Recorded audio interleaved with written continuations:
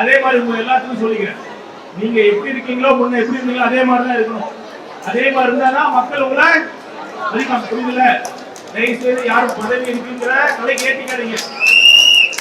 பதவியை கலைக்கு ஏற்றிக்காதீங்க. சரியா? இந்த பதவி வந்து நமக்கு ஒரு கருவி தான், மக்கள் செய்யறதுக்கு ஒரு கருவி தான். சரிங்களா? ரைட். சாப்பிட்டீங்களா?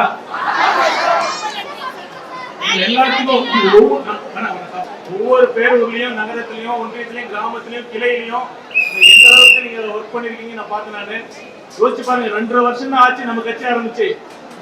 ஒரு குழந்தை நம்ம அரசியல்ல ஜாம்பவான் இருந்த கட்சியெல்லாம் தூக்கி எறிஞ்சி தூக்கி அடிச்சுட்டு நம்ம நிர்வாகி நீங்க தொண்டர்கள் நீங்க தான். ரொம்ப பெருமையா சொல்றேன். இந்த வெற்றி ஏன் வெற்றினா உங்க வெற்றி, இது நம்ம வெற்றி. உங்க வீட்டு பிள்ளையார் நான் திரும்பவும் சொல்றேன், நான் எப்பயும் உங்க வீட்டுல ஒருத்தனா, நான் உங்க வீட்டுல ஒரு அண்ணனா தம்பியா மாமனா இருப்பேன்.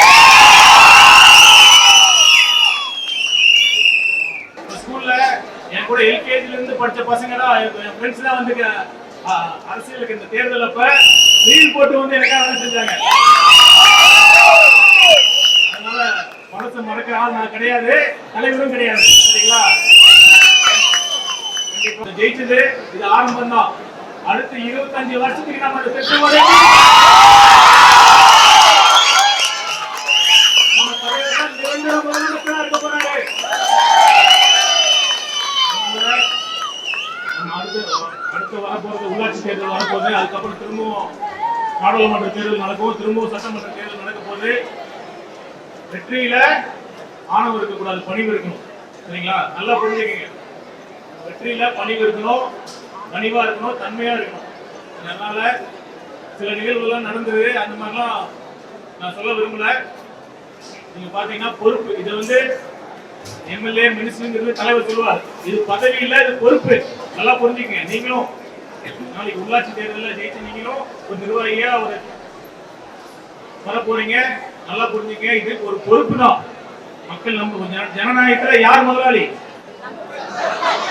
நல்லா புரிஞ்சுக்கங்க. நம்மளாம் பப்ளிக் சர்வன்ட் சொல்லுவோம், மக்கள் தான் எஜமானர்கள். இதை நல்லா மனசுல வச்சுக்கோங்க. நம்ம தலைவர் பதவியேற்பு விழாவில் சொன்னார்ல, ஆளுங்கட்சி ஒரு ஆட்டம் ஆடி பார்க்கலாமா அப்படின்னு யாராச்சும் யாருமே நினைக்க வேண்டாம். கண்டிப்பா நம்ம நிர்வாக திருச்செங்கோடு தொகுதி பொறுத்த வரைக்கும் என்னோட சகோதர சகோதரிகளுக்கு அந்த எண்ணம் இருக்காது எனக்கு நிச்சயமா. திமுக அதிமுக அரசியலே தெரியல, மக்களுக்கு நல்லது பண்ணா தானா ஓட்டு போட்டிருப்பாங்க. கரெக்டா? அதை தெரியாம கொள்ளையடிச்சு மக்களை தேர்தல் நேரத்தில் பணம் கொடுத்தா ஏமாந்துருவாங்க, பணத்தெல்லாம் மனதில் ஓட்டு போடுறாங்க நம்பிக்கைக்காங்க. பாத்தீங்களா? அதுதான் அவங்க பெரிய முட்டாள்தனம். அது மாதிரி நாம அந்த மாதிரிலாம் இருக்கக்கூடாது. மக்களுக்காக இருக்கணும். மக்கள் தான் நம்ம முதலாளிங்க. மக்கள் தான் நமக்கு இந்த அதிகாரத்தை கொடுத்திருக்காங்க, நம்ம மேல நம்பிக்கை வச்சிருக்காங்க. இந்த எதிர்கட்சிகள் நினைச்சு பார்க்காத வெற்றி இது. பெரிய இமாலய வெற்றி, சரித்திரத்தில் இடம் பிடிக்கக்கூடிய வெற்றி இது.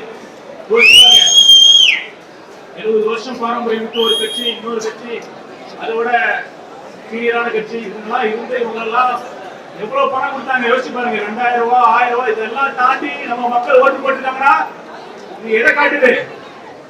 மக்கள் நம்ம மீது பெரிய எதிர்பார்ப்புல இருக்காங்க. தயவு செய்து நல்லா புரிஞ்சுக்கலாம். மக்கள் தலைவர் தான் சொல்லியிருக்காரு, நம்ம கிட்ட ஒரு பெரிய எதிர்பார்ப்பு இருக்கு, நம்ம அதை செஞ்சு கொடுக்கணும். சரிங்களா?